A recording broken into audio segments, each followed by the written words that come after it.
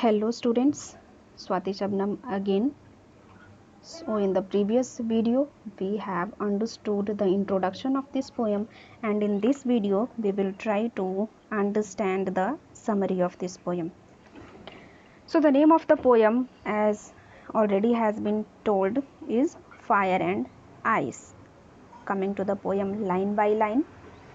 Some say the world will end in fire, some say in ice. So, in the very first two lines, the poet is telling us that it is the opinion of some people, it is the opinion of some researchers, it can be the opinion of some scientist that the world will end.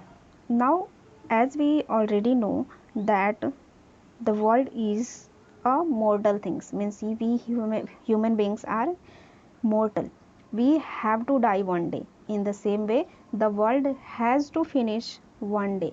So if the world will be end, if it will end, it will end in fire. Fire means what? Fire is the symbol of a rising temperature. So the opinion of some people are that the world will, means our world will end due to the rise of temperature, while some people believe that the world will end due to ice, means the world will end by decreasing of temperature.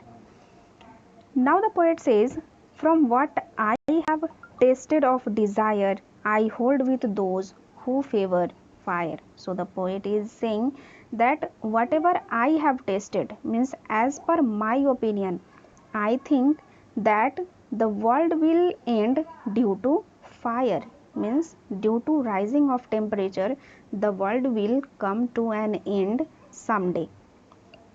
Now he says, but if it had to perish twice, I think I know enough of hate to say that for destruction eyes it is also great and would suffice. So in this stanza the poet says that if first time the world will end, it will end due to fire, due to the rising of temperature. But if it has to end twice, if it has to perish twice, perish means what? End, khatam hona. So if it will end the second time, it will end due to ice, right? So ice will be enough, means the decreasing of temperature will be enough to end the world. So now that we have understood the literal meaning, the original meaning of this poem, now we will come to understand the symbolical meaning of this poem. So in this poem, Fire and Ice, the term fire symbolizes desire, okay, and ice symbolizes hatred. Hatred. Desire means what? Chah, iksha, right? Greed, lalach, and ice symbolizes hatred, means nafrat, okay. So now we will understand it symbolically. Now the poet is saying, some say the world will end in fire, means the opinion of some people are that the world will end due to desire. What I told you, that fire is the symbol of desire. So the poet is saying that the opinion of some people are that the world will end due to desire, because if we will want more and more things, then what will happen? We will not want anybody to see in front of each other, and in greed of having more and more things, we will create a war, due to which the world will end, the world will destroy. Now in the second line he says, some say in ice. So the opinion of some people are that the world will end due to ice. Ice means hatred. Hatred is also a way, nafrat is also a way due to which the world may come to an end. So there are two ways, the poet assumes there are two ways due to which the world may come to an end. The first one is desire and the second one is hatred. From what I have tasted of desire, I hold with those who favor fire.